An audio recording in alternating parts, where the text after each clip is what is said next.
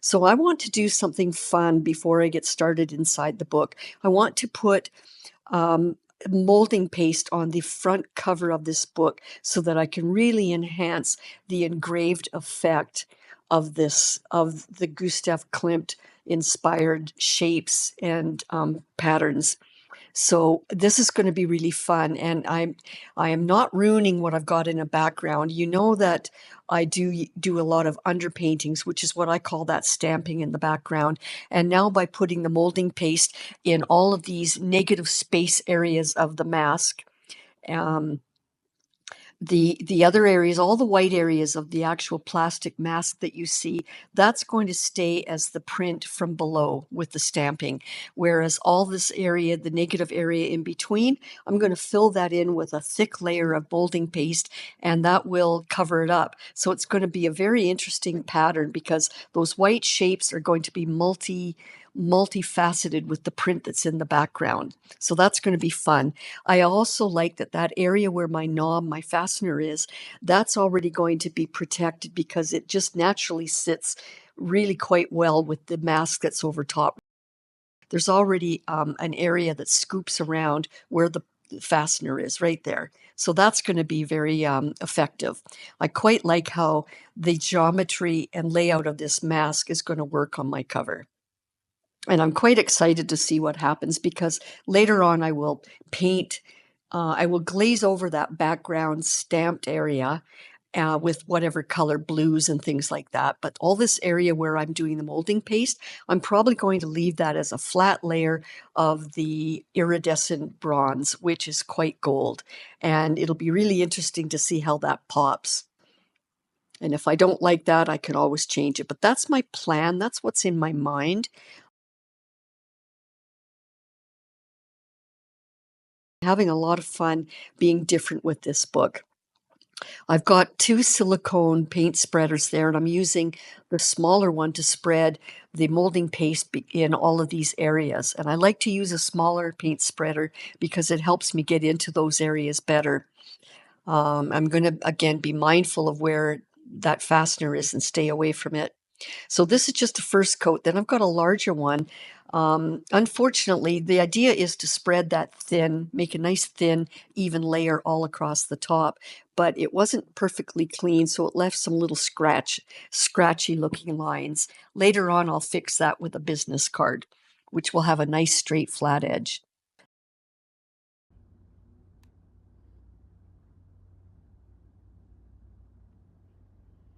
So I'm just moving this around, trying to get as thick as I can so that when I do flatten it with a straight business card edge, that it'll get a nice thick layer. I'm trying to get rid of all the valleys and peaks that are in there from my smaller paint spread. So we'll see how this goes. It's a little hard to sand it once it's dry because it gets quite firm. So any kind of flattening I can do at this point would be better than waiting for it to dry and sanding it. So I'm lifting it off, and you can see that it's fairly opaque. That's just one layer of molding paste. I'm using a silicone brush with a sharp but straight, flat, wedgy edge, and I'm using that to clean up any areas where there's too much of a mess, or perhaps too much of a ridge, like right there. I'm using the flat part of that brush to gently flatten that. The same with this spot here. But I don't want to press too hard because I don't want to make divots and grooves. So the top edge I didn't film for you, but I had already done a second coat there and then used the card to flatten it, and you can see how much better that looks. So it's easy to place the mask back on because of the valleys that it created. So it's really easy to realign it. So I'm doing another coating, and then I'll use a business card to flatten that out and make it nice and flat and even.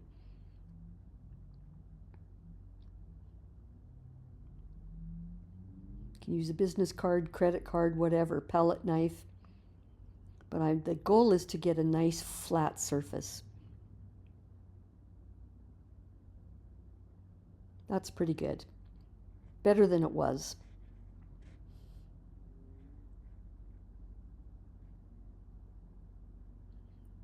Now in doing that, just like the first time, I still have a few areas like right there where it was a ridge that I had to flatten. No big deal, just gently use the business card to scrape it off. If you press too hard, and here again I had to fix that area once again. If you press too hard with the card or a palette knife, you're going to make indentations in that molding paste. So this is pretty good. It's not perfect, but none of my work is about perfection. It's about going with the flow, being organic, and see what arises. I've got a sandwich plate out, and I'm going to put my 3 primary colors, which is the Payne's Gray, the Sepia, which is a fairly runny one out of the 3. So they just have, depending on the pigments, some of them are runnier than others. And then my Quinacridone Nickel Gold, which is my contrast, my very happy contrast color. It's my favorite color in all of my work. Bar none, it's my favorite. I like, but you can see now the pigment is different in each one. Like for example, the Payne's Gray, that had a lot of pigment. And as soon as I added water to dilute it, it becomes a brighter blue. And the same thing will happen with the Quinacridone. Look at that. As soon as it hits the the water, it goes really bright and citrusy, like a beautiful Indian yellow color. But if you were to use no water and do dry on dry and dip your brush right into it, it would become quite that burnt orange color. So that's what I love about these colors I use. They're versatile. You know, you only have to buy perhaps 5 different colors and you can make so many options from it. So I've sped this up, but you get the idea. What I did was I sprayed a fine mist of water over top of that cover. And the reason why I was able to do that and not have it warp is because way back, remember when I made the book, before I even assembled the book, I did a very thick coating of matte medium over the front and back watercolor pages once they were stamped, and that protected it and it made it more glossy and denser. So I'm able to do this and spray water, but I'm trying not to overspray, just enough to spread the paint around. But anyway, I'm able to do it and not have the book warp on me, and I love that. I have to do a bit of water, like because my technique is to spray and watch the paint flow and move. That's part of the organic fun that I have with this technique, and I do it all the time. Dabbing back ever so gently. The purpose is all those areas where the mask was, and it's revealing the stamped features of the paper below. I want to put color over top that, but as a glaze. I don't want opaque colors that cover that really fun, whimsical detail that's just happily showing up. Again, you couldn't do this technique any other way. If I was to just paint, and then add stamps, I wouldn't get the same effect. It only works by having it in backgrounds as an underpainting and then watching what gets revealed at this point. And that's the fun of this technique. So I've got my 3 colors. They're very complementary. Wherever it gets a little too muddy where it overlaps, I dab that back because I don't want it to be muddy. I want to keep the integrity of the colors as much as I can. And occasionally where the blue meets the yellow, it turns a little bit turquoise and green, and that's okay, within reason. Now, I don't mind going a little darker with that Nickel Gold in some areas because I'm trying to get movement and energy and impact. And you can see there I was wiping excess paint off the brush, put it back down, and I was actually lifting some color so that I could reveal that stamped striping that was below. This is a lot of fun.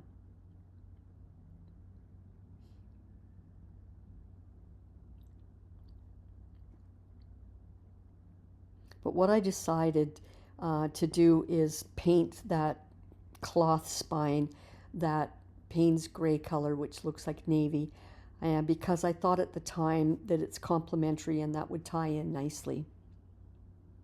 I'm just making sure I get in all those grooves because there was a, remember when I made the book, there was about a 1/16 of an inch gap from when the paper folded over and got glued down to the paper below and the spine area. So I just wanted to make sure in those grooves that I got the paint.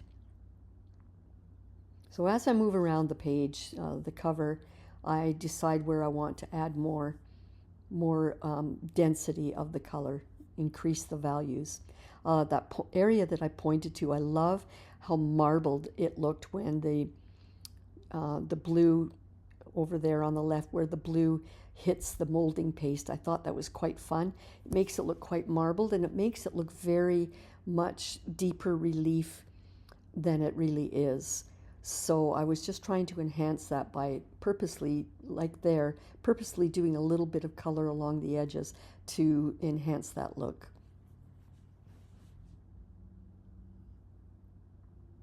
And that, by the way, is absorbed, all that marbly effect there, that's absorbed right into the molding paste, so it would be really hard to lift that. It just got really absorbed. So what I've got now is a fine liner dispenser, a tube, and I've got not the same Payne spray, but a dark transparent blue mixed with white fluid paint, and I use that often. And so what I'm doing is trying to add a brighter blue to soften the effect of this page. And I love showing you in that area there where there was still a lot of water, how fun it is to watch that paint flow. So I'm just moving around the page. I know there's a lot of white and light blue at the bottom left versus a lot of the gold on the top right, but we'll get there. We'll adjust things and balance it out. I can only work on one color at a time while it's wet. I'm just increasing the amount of blue over to the right so that the eye draws over to the right side of the book cover. I'm treating this as if it's a full-fledged painting, and when I do paintings, I'm always considering balance, shapes, values of color. I'm trying to make sure everything's balanced. So it doesn't matter that this is just a little book. It's every bit as important as me doing a painting to sell.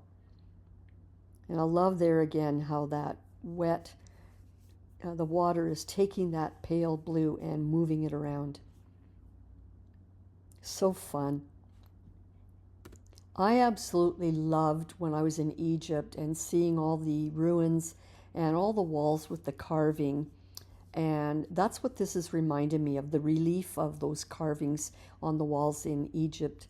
And it reminds me as well as the Inca Aztec walls and the images that are carved in. Even though they're different images, it's the same effect where you've got carved relief into shapes. And that's really picking up beautifully on this book, as well as the colors. I just love the colors. They're the colors of Egypt and the Incas, but it's also colors of the deserts, which I love. So this book is going to be a very, very valued tabletop book of mine because it's got all the elements that are near and dear to my heart. I thought that when I had that down on from the brush, that initial stroke of blue, there was a bit of Nicolazo gold on the brush, and it turned it a little bit more turquoisey. So I just added more of the true color from the Payne's gray bottle, and now I'm adding the sepia, which got a bit of a green tinge to it as well. That's okay. These are my colors. I'm dabbing back a little because there's a lot of pigment in that Payne's gray. There's a lot of pigment in that Nicolazo gold as well, as you can see. And I'm trying to dab it with a lot of paint on the brush so that it becomes quite dark burnt orange. But it's still, in saying that, it's still a semi-transparent color. So as you can see on this back cover especially, a lot of the stamp detail that I had on the book before I painted is still being revealed. So I'm lifting some of it off. I lifted a little too much paint off. I want it to be darker than this, so I'm going to have to add some more. But you don't know until you try. Sometimes I do this kind of stage 3 times to get the right effect. I know it seems wasteful, but nothing happens perfectly all the time right away. I prefer to start lighter and then build intensity of colors and values of colors as I work. If you start off too dark, although that's dark, then you have the problem like I have here, where you have to lift it off with a paper towel. But that's okay. I had a heavy hand with the Nicolazo gold as well, so the values of the gold and the Payne's gray are fairly matched. So now there's quite a bit of predominance of that Payne's gray right now, but I am going to take that dispenser eventually and add more of that light blue. But before I do that, I want to just move some of this Nicolazo gold full strength into more areas of the book so that I tie everything in. As you can see, I don't like perfect symmetry. I like to have balance across the page, but not the same shapes and sizes. So I'm dabbing away, and eventually I will add more of that soft blue. This is completely different from the front cover, and I like that.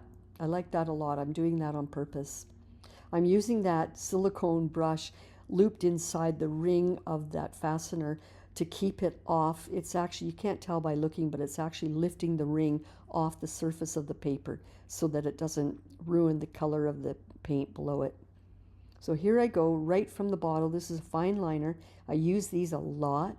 They're great for scribbling and writing and doing script kind of things and details. But right now I'm just moving it around, but I will spray water to let it disperse. And what I love, if I use a lot of water like this and let it ebb and flow and move around the page, it becomes very cloudy and milky, and I don't get the blow dryer out. I want that to sit and settle overnight so that it will, and as it settles, some of that water evaporates, and this will end up drying a little lighter, but I do want to let it organically dry as it should. So I will let this sit overnight.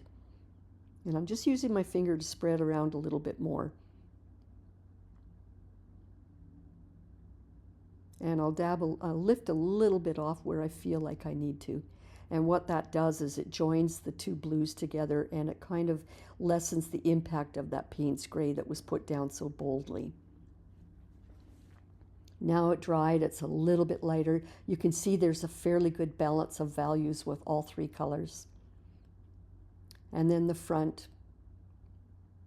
But I've made a decision at this point. I wonder if you can guess. And by the way, I appreciate your support. If you can like and subscribe and share, it helps me to reach more people. I'm not doing this to have millions of followers and earn money from it. I'm doing it because this is what I love to do every day, and I like to pay it forward and show you my tricks, because some people, like I have been through my illnesses, some people need good little escape from reality and just a good time out to play for their soul and do something like this. You don't have to be an artist. Out of the whole year of all the videos I've done, I've never taught you how to draw a single shape or line. You do not have to be an artist. I'm teaching you how to manipulate and use paint and supplies to create wonderful pieces of abstract art, intuitive abstract art. So that's why I do this. So I do appreciate your support. You can find my work as well on my Instagram channel under the same name, Joan Miller Artist. And I encourage you to look, because I'm teaching you all the tricks I use. And if you look at my website and my Instagram account and see paintings and other work that I've done, I hope that you'll be able to recognize at this point what tricks I use to achieve those results. So please check it out. So I'm painting these first areas very heavy. I don't intend to leave it like that, but as I've done in most of my work, I paint heavier and then I scrape it off, sand it off, wipe it off, whatever it takes. And what I want to do is, because the rest of this cover is very distressed and worn looking, I want to get the same effect with all these gold areas. But to do that, I have to start off with a heavy hand of paint first. Now I'm going to do a little less of a heavy hand on these bigger patches because I want to reveal more of that marbling effect that's there. So I'm trying to be a little lighter on my application. And I added water there. It didn't show up, but there was water over that. So as I go over it, it goes from thick in that spot and thick right there when I'm going over the blue, but eventually it goes lighter and becomes more of a glaze. And unfortunately, I missed one segment of my recording that showed me finishing that off to the other side. So I apologize for that. You can see I left some of it in the middle to look distressed, and I'm encouraging that by using a wet wipe, which has got a lot of rubbing alcohol on it. And the rubbing alcohol helps to lift, with pressure, helps to lift some of the paint from the background, from the backing. And so I'm trying to distress the gold that was heavy, and I did distress some of it in the middle. And that just provides continuity of that effect all around the cover. I'm spraying some more rubbing alcohol right onto it because there are deep grooves there, because I want to lift some of that pale blue paint that was settling inside those grooves. It was covering too much of the stamp detail from below, and I want to bring some of that forward again. I want to make it a fun background inside those grooves. Sometimes I have to press fairly hard, and I've sped this up again so that you don't get bored. I'm really enjoying how this is taking shape.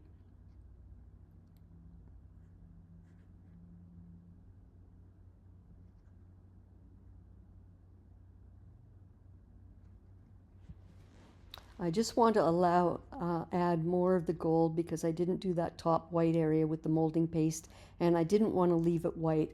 I want to do, for all those major patches of molding paste, I wanted to do this gold. But I'm going a little lighter in the hand this time and smushing it around quite a bit. And you can see I dipped, you don't see the water jar up there, but there is a jar of water. And when you see me do that, I'm dipping it back, my brush back in the water so that I make it more fluid and more of a glaze instead of an opaque coating of paint. And now I'm dabbing a little back again, trying to make it distressed.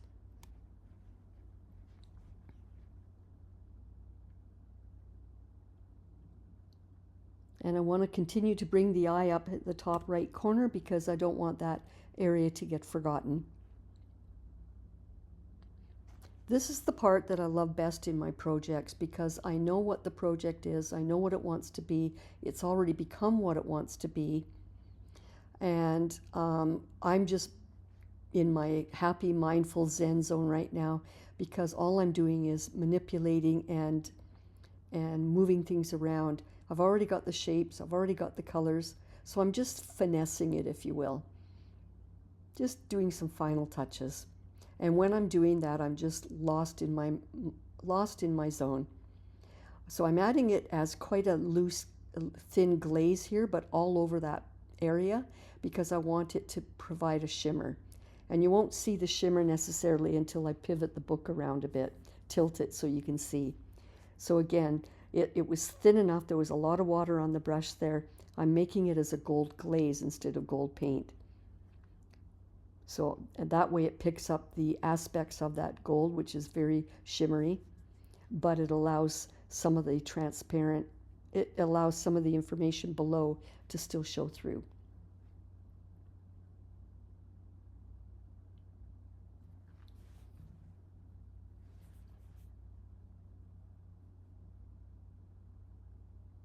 That bottom corner was forgotten it wasn't forgotten, it's just I never got around to it yet. And I don't want to forget it because it's integral to the whole page. Same with there. They matter. I don't want those to get lost in the corner. Later on, I'm going to add some Nicolazzo gold on the bottom left as well because I want to bring that beautiful dark rich color, which is right now only revealing on the right hand of the cover. I want to do some final touches to bring more of that out as well. But right now I'm just adding a little bit of that shimmer up in that top corner.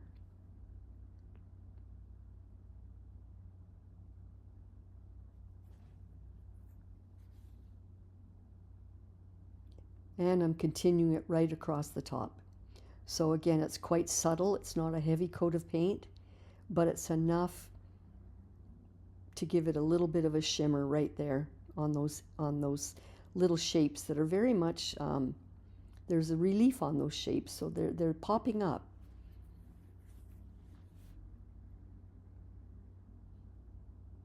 I'm just adding a little more gold down there to bring the weight of the gold down further south. And I didn't have that area there done, so let's do that as well.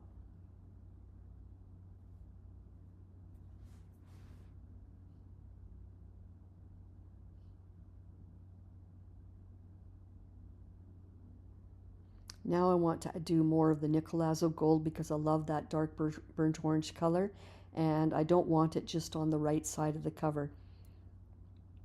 I want to bring the eye to the left.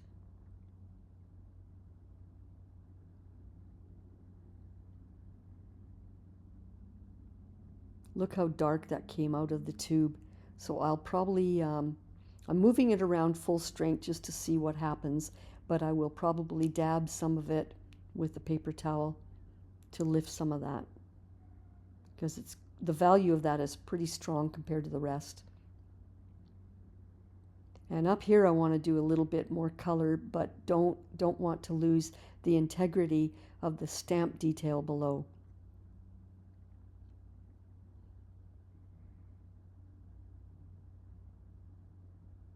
Look at the difference that's making. It's giving character to the page, and it's allowing the eye to move all around the page in every corner. This is so fun. As I said, this is my zone. This is my zen place. I've probably got really good soundtrack going on, and I'm just in my zone, painting for my soul. I'm going to release some of that gold paint and let it fall down, float down to the bottom. Again, organically. And that just enhanced. I just wanted to bring out more distress. And in doing that, it makes it a little more thin coating on those big patches there, and it looks a little bit white, but that actually makes the relief look more obvious.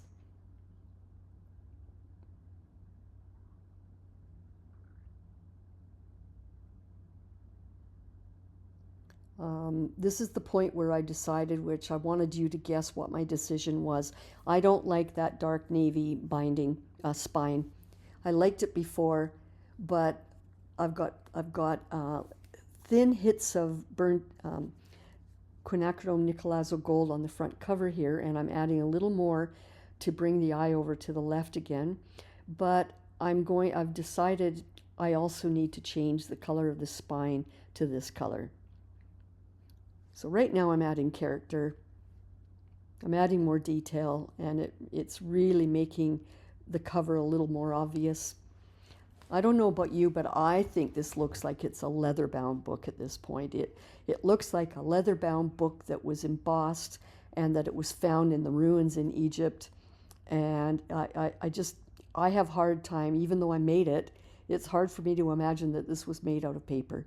It really does look heavy and leather-like. All tricks of the eye and the molding paste. So we're just moving some of that orange around again. That was dry when I grabbed it with my fingers, by the way. That spot that I touched was dry. Now I can't take that Quinacridone Nicolazo gold, which is semi-transparent.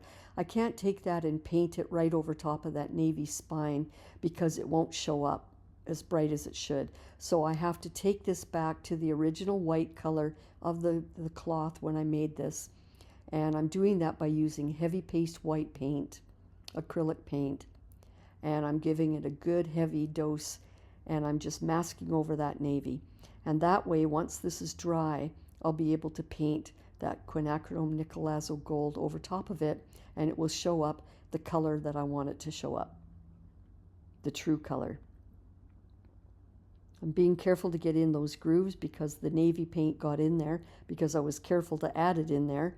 So I have to go over all those areas with white, and later on I'll have to go over all those areas with the orange.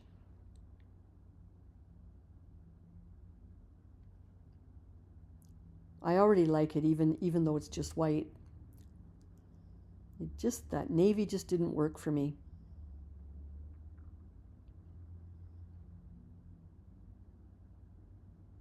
I'm just wiping off any smudges with a wet paper towel. I'm just touching up a couple of areas with fluid white because some of those ridges look quite dark and I wanted to soften the look a little bit. I'm just playing around at this point with depth and layers, and you know I like to do that. I love to play around with the illusion of depth.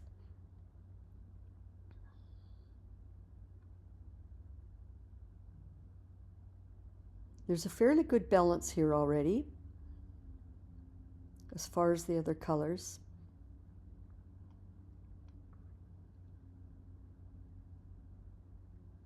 I just felt that navy in the middle there was a bit heavy. Now that the spine is dry, I can change the color.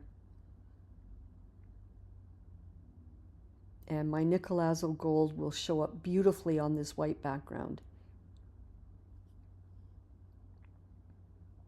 And I'm going to go full strength, dry on dry, which means dry brush, full strength paint onto the dry surface. And that way I get, and you can see that it is semi-transparent, so I'll have to do a few coats.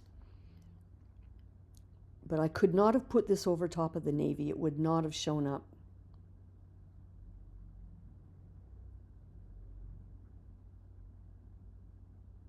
Getting into the grooves.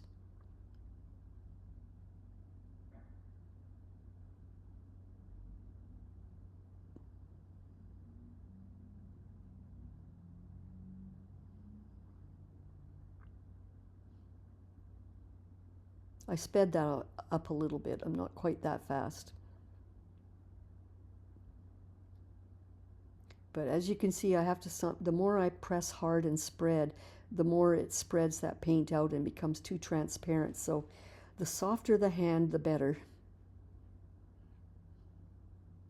Now I don't care if the spine is a perfect opaque shade of that color, coating of that color, because the whole book has got a distressed value to it.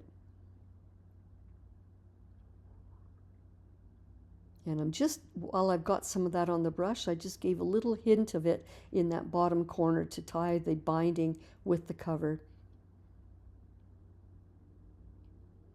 So the back has continuity with the front because of that spine. I love the shimmer on the front. I love even how the brass fastener looks. Later on at the very end, I will decide what kind of ribbons I want to use to tie this book shut. But for now, I'm just leaving it with no ties until we finish the book. I'm showing you these lovely little areas where the stamping from below shows through and is revealed, and I really like that. So I'm happy with how this turned out. Really, really happy. I think this is my very favorite small art journal out of my whole year and a bit of doing YouTube videos. This is just the one that I'm just really the most proud of this one. And when it is finished, it's going to go on my tabletop. I'm going to be happy to display it or put it on a good spot on the shelf. And I'm looking forward to in the next few videos to get those tissue prints and start collaging all the pages and making a story come out of this. Thank you for watching. Have a great day.